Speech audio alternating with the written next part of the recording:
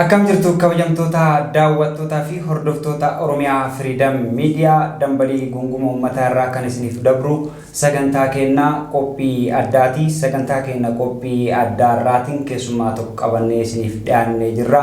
Hanga xumura sagantaa keenyatti nu hordofaa isiniin jenna. Zulmiin biyya rabbaummaata keenya irratti manneen hidhaasuu darabiyaa keessatti wanta gaadhagame beekamne guddatti azaaba dhannamaa jiran duniyaa irratti taatee uummata keenya irratti wanta kaanii ta'in tika keetiin har'a geenye yaa rabbi alhamdulillah gubabi ya rabba malaka bakatu mukayyafa jiru gurame idame wagga guutuuf ka'uu daa'imman gubattee meeqa lubbuun ba'uun warri bira ganamaan kijibaa ta'u hin dhageenye nama maqaa jaraa dha'u nutti jallisanii zulmii hangana ga'u warri biyya keessaa martuu ni dhaga'u osoo ilmaan jaraatii silaa akkanan ta'u silaa qaata furmaata kaa'u osoo dubbiin asin ga'in tika keetiin har'a geenye yaa rabbi alhamdulillah.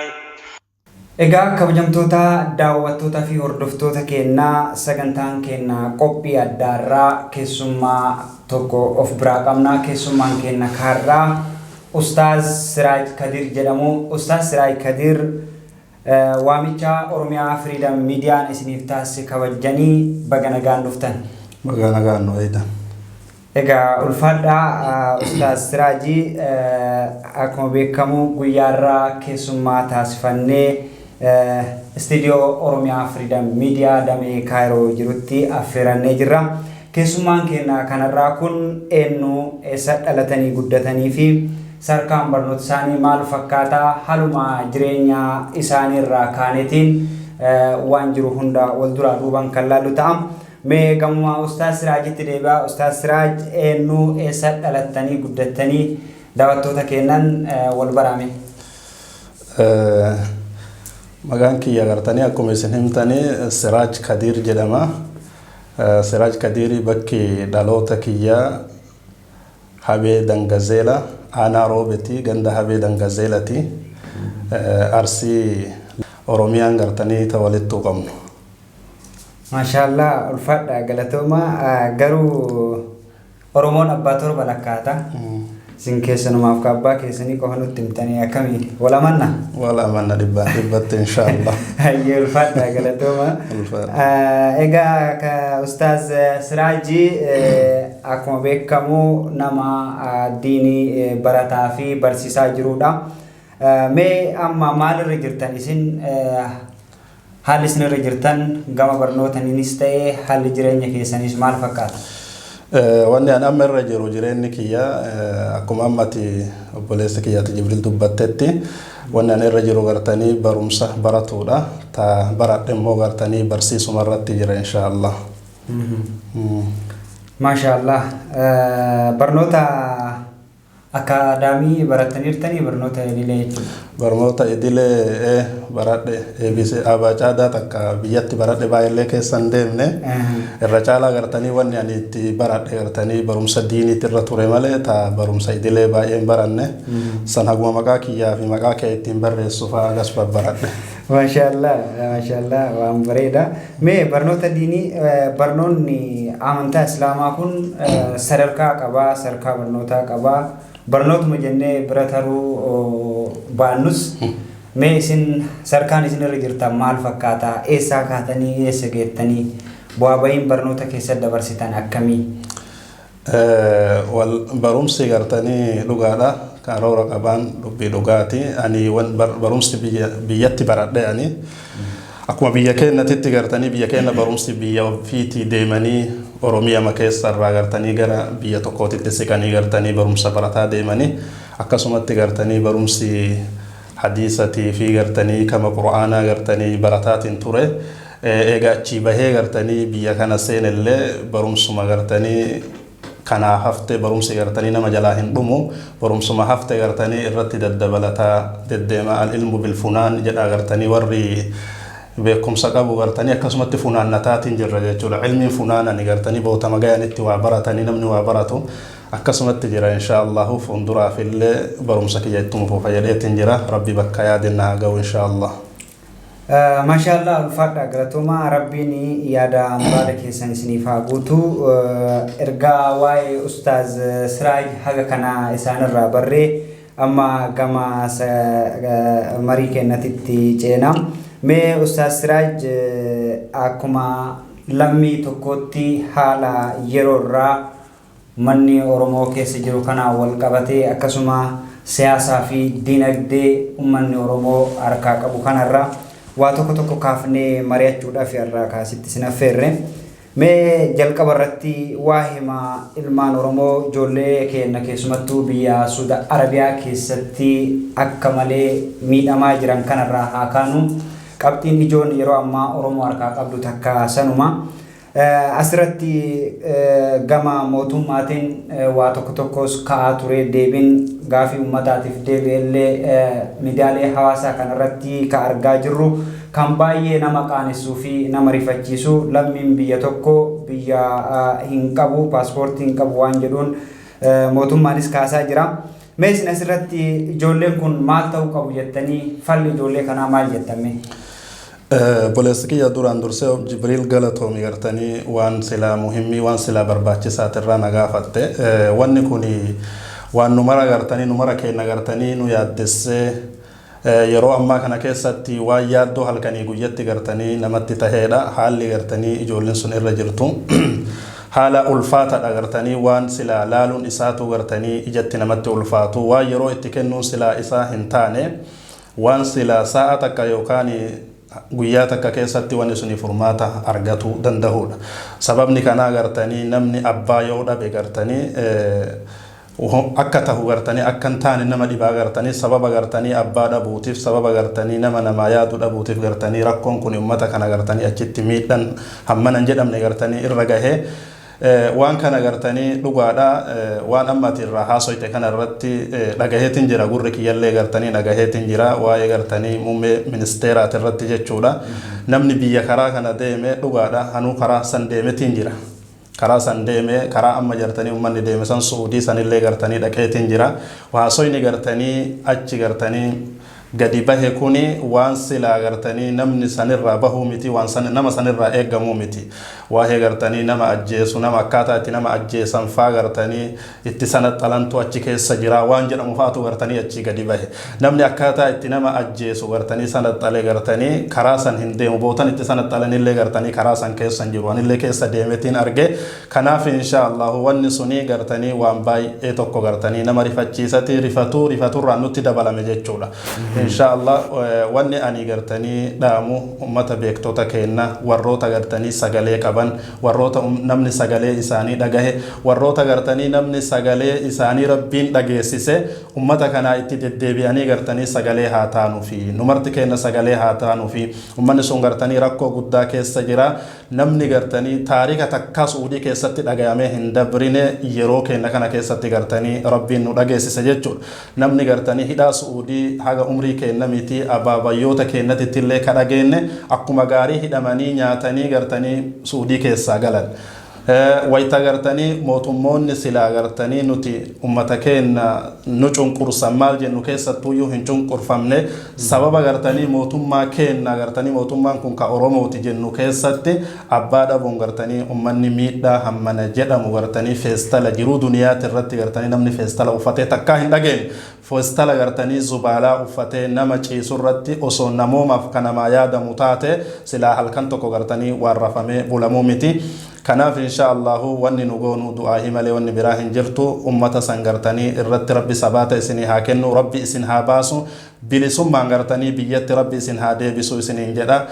Kanatti aansee gartanii wanni ummata hidhaa san keessa jiru fani dhaamuuf rabbi sabrii isinii haa kennu hin tarti wanni martuuyyuu irra sabbaraa wal sabbarsiisa rabbiin gartanii inna ba'da usri yusraa eega gartanii jabeennati laafinsa dhufa jedha rabbiin gartanii laafintitti isin haa baasu isiniin jedha inshaallah. Ulfaadha Ustaaz Siraaj dhugumatti amma yeroo ammaa kana furmaanni hin jira jedhamee yaadamu gama rabbii qofaanii hedduun kennaa du'aa yaa goonuu fi inni biraa ummanni keenya alaaf keessan dararamaa miidhamaa jira. Yeroo ammaa kana baalee aanaalee garaagaraa keessatti yeroodhaa gara yerootti hongeen yeroo dheeraa fudhatee deemaa jira. Asirratti hayyoonni ustaazonni akka ustaaz Raayyaa Abbaa Mancaa fa'aa dabalatanii duula deeggarsa funaanuu irra jiru. Mee asirraa wanti isin dubbatan maaltu jira? Uummanni kun maal gochuu qaba? Hawaasni keenya bal'aan hayyoota kanneen cinaa akkamiin dhaabachuu qaba jettan? Yaada bareedaa galatoomi siin jedha. Waan kana dhugaadha, waan nama mara yaachisu. Wanni kuni gartanii dheeratelleetiin jira. Kuni dalagaa rabbiiti. Rabbii waan kana wanni inni dalaguuf gartanii irratti nama laaluuf gartanii rabbiin waan kana dalaga. Akkuma gartanii beektonni keenya ustaazonni keenya ammallee rabbiin gartanii umrii isaanii isaan haa tursiisu. Bootaa isaan jiranitti jala deemanii ammallee hin hafne gartanii waan isaanii bu'aa qabu gartanii biyya ambaa keessa deemaa haga jiran gartanii argaa jirra. Rabbi umrii isin keessa nu haa tursiisu isiniin jenna. Insha Allah ustaazota keenya isin jaalanna. Kanatti aansee nutis gartanii namni martuu waan kanarratti humna ofii bayatuu qaba, gahee ofii gartanii namni martuu bayatuu qaba. Ustaazonni kunniin illee wanni isaan socho'aniin gartanii baajeta gartanii yoo jiraate wahin socho'a namni martuuyyuu. Wanni kuni waan nama mararratti gartanii waajibaati. Ummata kana qarqaarsan bira dhaabbatuun nama mararratti waajiba. Ebalu gartanii qarqaaraa jira, ebalu jedhanii waan nama tokkorratti dhiisaniiti miti. Argaatiin jirraa gareen adda addallee gartanii warroonni wal gurmeessitanii ummata kana bira dhaabbattan galatooma isiniin jedha. Insha Allah waan san irratti gartanii nullee gartanii hojjetaatumaan hin jirra. Garee adda addaa dhaabnee gartanii ustaaz Raayyaa fa'alleen gartanii akkasitti wanni nuti wal qunnamnee gartanii irratti erginellee ni jira. Kanaaf insha Allah warroonni waan akkasii ka quban qabne haga ammaatitti gartanii Oromoo tahee waan san ka quban qabne dammayxee an eessa jiraa jettee gartanii ummata san bira dhaabbatuun sirratti waajiba jedha. Kanaammoo gaafii waan kana asirratti osoo hin tahin guyyaa qiyaamallee waan namarraa hafuufi miti. Hadiis al-Qudsiin keessatti asumarratti isin hima Rasuulli Rabbi alayhi salaatu wassalaam nama waan kana gartanii waan guyyaa qiyaamaa gartanii Rabbiilleen irraa si gaafatu. Guyyaa qiyaamaa Rabbiin gabricha ofii wayta dhufee gaafatu. Yaa gabricha kiyya ani beelahee ati anaa beelahee jiruu duniyaa irratti ati maanan nyaachisinii anaa dheebute gartanii maanan obaasinii jedhee gartanii Rabbiin gabricha isaa gaafata. Sanirratti gabrichi isaanii jedhaan Rabbi yaa mootii mootota taate ati haala gartanii Rabbii waa maraa taate akkamitti si nyaata akkamitti dheebotta akkamitti gartanii beelotee si nyaachisa jenna. Gabricha kan kee kamoggaa kan kee jiru gabricha kiyya kamoggaa kan kee jiru wayta inni beelahe san osoo gartanii wayta inni rakkate san bira dhaabbattee nyaachiftee obaafte anuma nyaachiftee obaafte isa biratti na agartaa jedhaan Rabbiin jechuudha. Kanaaf gaafiin kun jiruu duniyaa bichaa miti aakiratti illee waan nurraa hafuu miti. Ummata san bira haa dhaabbannu qabeenyan bira haa dhaabbannu yaadan bira haa dhaabbannu jedha. Yanni kiyya kana insha Allah. Ulfaadha Ustaaz Siraaj galatooma. Egaa hordoftoota keenyaa sagantaan keenya qophii addaa keessumaa Ustaaz Siraaj godhannee akkuma itti fufetti jira.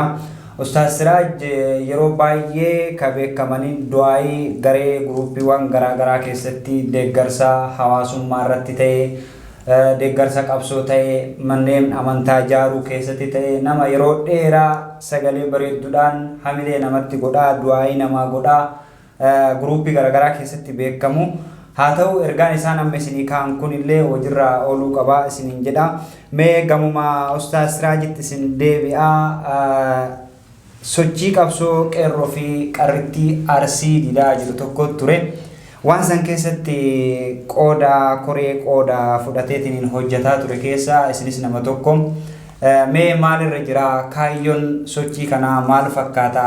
Qabsoo Oromoo tana alaaf keessan utubuu keessatti qoonni uummanni Oromoo kun konyaan Arsii kun baataa jiru maal fakkaata? Asirraa waa tokko mee.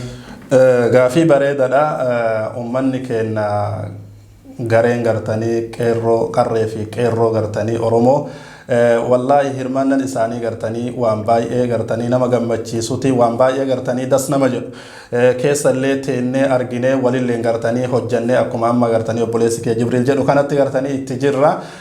Yaanni isin jirtan akka amma gartanii garee keenya gartanii garee qarree fi qeerroo gartanii Oromootitti hojiin isaan hojjetaa jiran gartanii hojii gartanii haalan nama boonsu yaa dubartoota gartanii halkan hirriba dhabdanii obboleeyyan keeyya kan dhiiraa gartanii warroonni hirriba dhabdanii gareen san kaddamaa jirtan asumarraan gartanii galatooma isiniin jedha wallaahi wanni sun gartanii waan baay'ee das nama jedhuuti sochiin isaan itti jiran waan Oromiyaa keessatti gartanii argamu guutuu keessatti qarqaarsa waan bira dhaabbata waan kana osoo hin tahin waan amma irraa haasoyne waan isin amma gartanii irraa nagaafattan ummata keenya gartanii sababa qabsootiif sababa gabrummaa diduutiif gartanii ka bosona keessa taa'aa jiran ka bosona keessatti gartanii nyaanni isaanii gartanii baala tahee gartanii bishaan isaan dhugan gartanii kalagaa tahee irrattillee qarqaarsan gartanii marraa lammeessatiif waan guddaa gartanii hojjetanii bira dhaabatanii sanittuun dhaabnee ummanni sun gartanii ammas deebi'eetiin waa'ee gartanii hongee baalee ka amma jedhan kana irratti illee sochii guddaa gartanii hojjetanii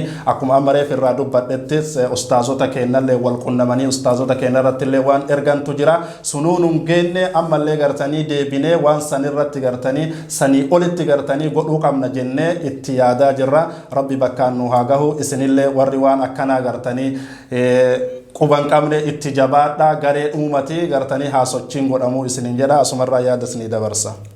Ayyee ulfaadha Ustaaz Siraaj mee asumarratti sochiin kun deeggarsa karaa xiinxaltoota siyaasaa Jawaar Mohammadis waraana bilisummaa Oromootillee akka taasisetti rakkoolee Oromiyaa garaagaraa keessatti illee hirmaachaa jira. Mee waraana bilisummaa Oromoo yeroo lama oliif qarqaranii jiranii jechaa jirtu. Asirratti mee kaayyoon isaanii maali? Walitti dhufeenyi isaa waraana bilisummaa Oromoo wajjin qaban hariiroon isaanii maal fakkaata? Akeekaa fi kaayyoon isaan irra ijjatanii waraana kana qarqaarsi kun dhaqqabuu dhabuu isaa itti adda baafatanii waan kana gochuu danda'aniif maali? bareeda gartanii waan kanarratti ummanni kun gartanii wa'adaa walii galee garee san keessatti durri wanni seenanu wa'adaa walii galaniiti wa'adaa wanni walii galame gartanii dhibbaan dhibbatti gartanii nuti rakkoo ummata keenyaa rakkoo gartanii Oromiyaa keessa jiru gartanii ofirratti fudhatuu qabna abbaan biyyaa nuhi qeerrolleen qarrelleen gartanii haati biyyaa kadhiirallee abbaan biyyaa ana jedheetiin baajeta bichaan osoo hin taane yaada halkanii guyyaa gartanii waan achi keessa jiru akka miidiyaatitti jala deemanii ummata dabarsutu jira rakkoo gartanii ummanni keessa jiru ka biyyi keenya gartanii bahaa dhihaa kaabaa kibbatti keessa jiru jala deemanii walii dabarsan achirratti waan kanarratti gartanii wal qarqaaranii waan guddaa gartanii hojjetanii waan gartanii nama boonsuu hojjetan.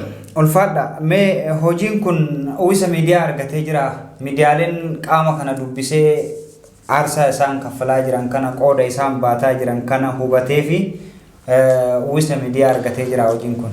Sanirratti gartanii ummata miidiyaan gartanii dhufee osoo isaan gaafatuu hin tahin baajeta isaan gartanii biraan gayan osoo garana miliqee achi kennine afaanitiin osoo hin tahin miidiyaa irratti gartanii dabarfamee miidiyaa gartanii ummata saniit irratti dabarfamee achi gahuun gartanii abbaa silaa gartanii baajeta waan san deemuun bira gahuu gartanii dhibbaan dhibbatti beekanii akkasitti miidiyaalleen gartanii irraa dubbatee nu ibse.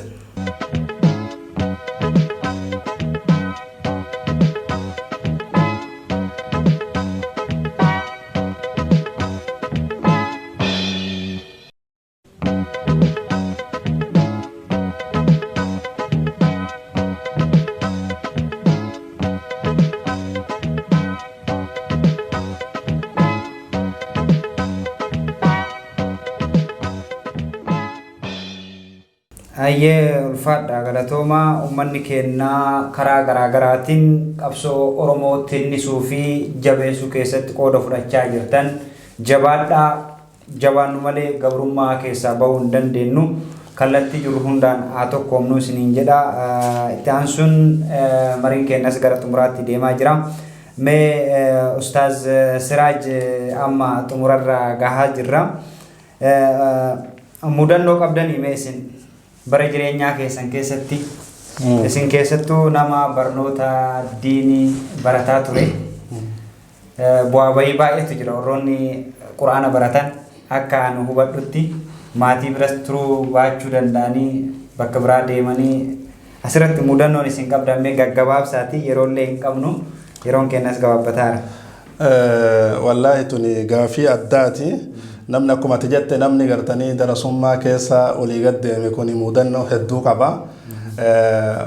Amma silaa mudannoo gartanii darasumtii keessatti nama mudate himulleen hin taatu eegaate asirratti baaftee na gaafatte keessaa gartanii ani darasumtii keessatti wayita turu waa daffara akkuma amma waa taphatuu fi qaqalladuu kana jaaladha waa hin daffara gizee tokko baale ani akkuma gartanii barumsi gartanii irra hedduun gartanii ani arsi dhaladhe malee barumsi kiyya akka jiruun baaletti baradhe baale ture darasumtii gartanii baale yaane ganda kanallee jedhee amma ganda sammaqaa hin dhahu ganda tokko dhaqnee qari'aa dhabne akka malee qari'aa dhabne nama tokko nama irra galan jechuun qari'aa jechuun namni warra qari'aa jedhama warra irra galanii waa nyaata warra darasaan bira teettee irraa nyaata darasaan taane saniif wallaalte salaasoo qari'aa jettee takkitti maan sii gala ati haatee biratti guddattee kanaafi qari'aa dhabnee ganda san keessatti qari'aa dhabnee ijoolleen goddanyaati yaa akka taate qari'aa argatte ani qari'aa dhabee xiqqoo anatuma taa irra ol dheerataa ijoollee teennarra namni wahii bichaan gartanii ijoollee xiqqaa naa fidaa nama daa'ima gartanii nama guddaa kan ta'e nama daa'ima naa fidaa jedhee qaallichi sheeticha achi keessa ture tokko natti hima yaa aboo anummaanuu xiqqaadhaa na fidii jedheena jennaan laalaa ishee kana akka keessaniiti miti nama xiqqaa barbaadaa jennaan galgala magriiba na fidi galgala xiqqaadhaa jedheene akkasitti akkam taata yaa aboo ati mana fidi qaallichi na fudhataa jedheen na dide sheetichi sandura nama sadi moo meeqa itti fidan ayyee galgala na fidi jedheen galgala biyya keenyatti ree kaarabaa fi wanni adda addaa kun wanni keessatti nama argan hin jiru galgala fuudhee na fide waan uffatan tokkotu jira biyya keenya hin beekaa namni martuu insoolaa uffatanii deemanii qaallichi balbala dura taa'a yoo qaallichi balbala dura taa'u qaallichatti achi kalaayee insoolaa uffadhee akkana gajjedhee gartanii dhaabbadhe akka nama xiqqaa fakkaadhee jechuudha. Shunoo sheeticha kana isinii fidee jennaan qaallicha akkana na laaleet hayyee bareedaa kun xiqqaadha bakka haa seenu jedhee osseenne biraa waa nyaanne wayita achii gadi baanu sheetichi na fide sila siraaj akkam taatee xiqqaatte anumattuun xiqqaatte qaallicha dhiisinaan eegas akkasitti ganama wayita ani deebi'ee gartanii qaallicha deebi'u ganama ree gadi jechuun sun hin taatu akkanuma dhaabbadhee dhaqe ganama wayi soolaa uffadhee dhaquun hin taatu dhaynaan sheeka isinu maaree ka edaa sunnaan jedhe maa maqallee isinitti nimanne maqaan kiyyallee siraajima jedhama inni sun anuma innaan ijuma tiyyaa isaa ija galgalaati ijuma tiyyaa akkasitti giddiin gartanii qari'aa san baafadhee qari'aa san irra gale. Miskiina baay'ee garaa nama nyaata mee osoo bakka kanatti biran tarin ofillee qara'u baadhu alimman baay'ee hin jaaladhallee hin kabajalle bu'aa bayii barnoota keessatti dabarsan quba qaba yeroo isaan itti warroota qari'aa bira ta'an kana akka maatiitti galateeffatanii fi du'aa godhaniif yaadadha. Carraa kanatti fayyadamtanii mee isin namoonni waan kana yeroo san keessatti akka barataniif tola isinitti oolan irraa yaadachuu dandeessan yoo jiraate. Wallahi akka ajaa'ibaa kanatti yaadadha takkaayyuu miti lamaayyuu miti sadii gartanii hasaaba gartanii awwalan gartanii akkuma asumarratti wallahi haa galatoomanii abbaa nuu tayanii haadha nuu tayanii gartanii nama gartanii warra qari'aa kanarraa nama ijoollee ofiititti gartanii waan adda addaa nyaata gartanii yookaan namni nyaata xixiqqaa waan akka qorsootii fi homaa homee kana itti kennee nama sheekatii gartanii sheeyni kun qur'aana qara'aa oola yookaan kitaabatti miidhamaa oola jedhee kophaan agartanii nama waa godhutu jira. Ijoollee ofii kana caalaa kana nama jabeessutu jira. Haa galatoomanii jazaan isaanii gartanii jannatul firdawsin haa ta'u isaaniin jedhaa gartanii baay'ee gartanii isaan galatoonfanna wanni isaan gartanii keessattuu ummanni qari'aa ofitti nama fuudhee nama barsiisuu jechuun rabbii fi malee gartanii mindaa wahii gartanii waan nuti isaanii kafaluufi miti wanni isaan gartanii fuudhanii gartanii achitti nu nyaachisaniif illee amama rabbiititti ittiin milkaa'uudha haa milkaayanii gartanii sadaqaa isaan sadaqatan ta'amama rabbiititti ittiin milkaa'an rabbi isaanii haa godhu jenna. Hayyee ulfaadhaa mee yeroon qabnullee gabaabadha Ustaaz Siraaj koomadiidha akkasuma afaan arabaatiin qissaa isa jedhamu kana nama bashannansiisullee danda'anii jedha mee asirratti wanti daawwattoota keenya affeertan jira.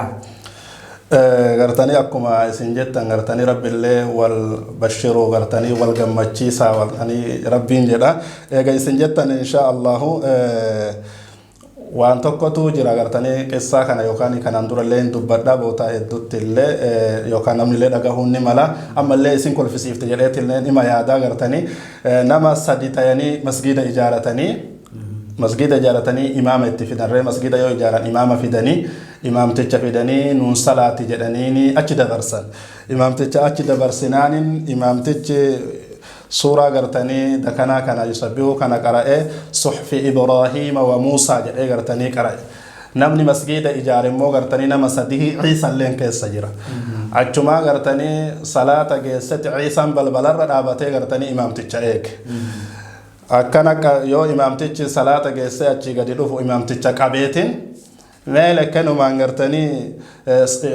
Ibraahimii fi Muusaatu bichatu ijaare siin jedhani ani keessan jiru yoo jedheen imaamticha kaballaa itti oofe maqaa kiyyamaan dhayin achi keessatti waa jarri lamaan bichaan ijaarte nu nama sadiin ijaarre jedheen Isa kabala. Eessatu kabala imaamticha kabala imaamtichi rigateetu maasira dubbiin tuni akkami jedhee biraa galee borumtaa wayita dhufullee reesse isaa imaama itti deebi'ee dhiisuuf gartanii gara dhiisuun hin qabu yusabbihuma sanitti deebi'ee suhfi Ibraahiima wa Muusaa wa Ciisaa jedhee Ciisaa itti dabale Ciisaa itti dabalaanin ummanni ajaa'ibatti ta'e ka quraana keessatti maqaan dabalame abboo Ciisaa kana eessaa fiddee ati Ciisaan kun quraana keessa hin jiru jenna kalee wayita balbala fuuldura irratti kabalamnu san waahiin godhamee akkasitti waahiin dabalame jedheeni akkas inshaallah.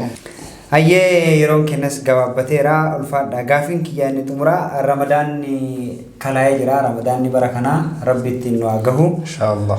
Mee ramadaanni dhufaa jiru kun bara hijiraa meeqaffaadha? Ramadaan inshaallah akkuma jette rabbi ittiin nu haa gahu bara 1443 hijirarraa inshaallah rabbiin ittiin nu haa gahu. Egaa ulfaadha gaafii akka waliigalaatti isiniif kaasee qoosamaa fi deebistanii jirtu. Egaa waa'ee ramadaana gartanii sanirratti gartanii wanni ani kalimaa takkitti gartanii dabaluu barbaade qissaata gartanii kan isinii dabala ramadaana dhufu kana ramadaana kayrii rabbi nu haa godhu wanni ani jedhe ramadaana gartanii niyyaan gartanii akka gaaritti sooman nu haa godhu nama wahiitu gartanii ramadaana keessa shorbaa qopheeffateetiin fuuldura gartanii nyaata kaahee Allahu akbar jedhee salaata hidhate salaata hidhateetiin adurreen gatiin teettu adurree jedhaniini adurree namni martuume beekaa yookaan afaan biyya biraatitti bashollee hima jedhaniini lugaan gartanii biyyaa wallaba dhuftee isillee riskii barbaadatti waan inni qopheeffatee shorbaa uumamaa fi hafuura foonii kana jijjiira gizee ramadaanaa kana beeyta lamni lafee uumamaa tana nannaannessa dhuftee bismillah jettee jalqabdee gani salaata seen Allahu akbar itti jedhe dhaga'uutti adurreen Allahu akbar hin dhageettu shorba nyaatuma isaa san argatteetti Allahu akbar jedhee nyaata argatteette jilba qabateet subhaan wayta jilba qabatee wayta jilbarraa wal jedhu adurree tana duuda isii qabeessami Allahu liman hamida wayta jedhu asii darbe duuba kanatti adurree duubatti darbe adurreen dhayxee daa'imarra buute daa'imni isaa duuba teetti in bocoorti ka adurree wayi namarra buutu boce asii fiidee gartanii dhayxee haadhatti maal taate mijattiiti haati jenna أحبتو سمي الله لنا مدان دربة جتنا أدري مكاهم بيتو أكاس إن شاء الله ورا شربا إيجا غرتني صلاة ميتي ورا شربا إيجا غرتني صومنو ميتي ورا صومنا حقيقة صومنا غرتني ربي في صومنا نمرة كنا ربي نوها تاسس سنين جدا إن شاء الله. شيخ سراج كدير ترتي نولين تاسف تنيف قدا غلطوما سنين جدا mee gara xumuraatti ergaan isin hordoftoota Oromiyaa Freedom Media fi akkasuma warroota Oromiyaa Freedom Media irra hojjetaniif qabdan maali? Oromiyaa Freedom gartanii awwala wallahi asirratti gartanii nawaamtanii nakabajuu keessaniif gartanii ulfaadha isiniin jedha inshaallah kanatti aansee gartanii wanni ani isinii dhaamu jabaadha akkanumatti gartanii fuulduratti siqanii takka yoo jedhan gartanii lama ta'anii jabaadhati haalli isin irra jirtan gartanii haala bareedaadha haala gartanii nama boonsu akkanuma jabaadha nama gartanii bakka gahu gartanii rabbi isin haa taasisu miidiyaa jechuun gartanii asumarratti illee gartanii wanni an ibsadhu miidiyaa jechuun gartanii mootummaadha gartanii miidiyaa jechuun gartanii nama mootummaa tokko gartanii of harkaa qabu jechuun nama bulchu gartanii of harkaa qabu jechuun miidiyaa gartanii saba kennaaf gartanii quuqamu ka saba Oromoo bootaa feetetti gartanii quuqaa Oromoo gartanii rakkoo jalaa baasu gartanii jechuudha ummata akkasii rabbi isin haa taasisu asirratti wanni hojjettoota gartanii miidiyaa kanaatiif wanni ani dhaamu haqa dubbatuun gartanii amaanaa isinitti haa ta'u isiniin jedha namni yoo haqarra gadi dhaabbate miidiyaan maan fedhe kijiba dhiisee gartanii haqa dubbatu irratti dhukkuba gartanii ummataati irratti yoo gadi dhaabbate guddinna isaa rabbitu isa guddisa jechuudha. Kanaaf inshallah hordoftoonni gartanii miidiyaa Freedom illee gartanii ummata kana jabeessuun nama kenna bira dhaabbannee gartanii jabeessuun gartanii nurratti waajiba gartanii ummata kana gartanii haa jabeessinuu gartanii isin jedha san isaan illee natti hin dhaamanne homa gartanii anuu fi gartanii yaada kiyyarraa dabarfadhe jechuudha. Miidiyaa kenna haa guddifnu nama kenna haa guddifnu wal haa guddifnu isin jedha. Ulfaadha galatoomaa turtiin waliin gootaniif guddaa galatoomaa isin jedha irra deebuun. Galatoomiyatillee inshallah rabba rakaasitti haa godhu inshallah. Amiin amiin ulfaadha. Egaa kabajamtoota daawwattoota fi hordoftoota Oromiyaa Freedom Media dambalii gunguma ummataarraa isiniif dabraa kan ture sagantaa kenna qophii addaati. Sagantaan kenna qophii addaarraaf qopheeffannee kan hanga ammaa turedha. Hanga xumuraatti nu hordofuu keessaniif guddaa galatoomaa isiniin jecha an isin keessummeessuun kan isin wajjin ture Jibriil Muhammadii ogummaa kaameraa fi teeknikaatiin Muhammad waliin ture qophiilee OFM kanneen afaan waliin turtii gaarii.